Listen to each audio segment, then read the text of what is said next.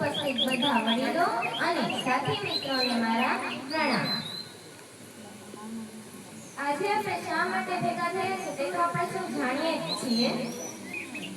Vacation એટલે રોજ-રોજની ભાગદોડની જિંદગીનો અંત।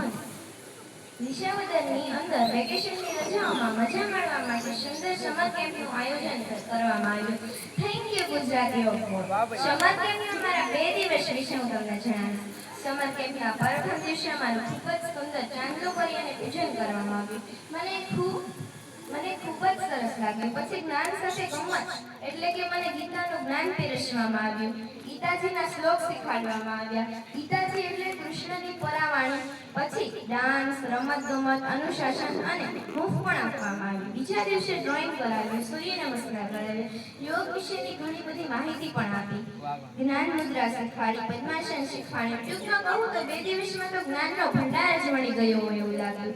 વહેલું ઉઠવામાં આળસના બદલે હરખ થાય છે। બાકીના દિવસોમાં હું ઘણું બધું શીખીશ અને યોગ વિશે વધારે માહિતી મેળવીશ।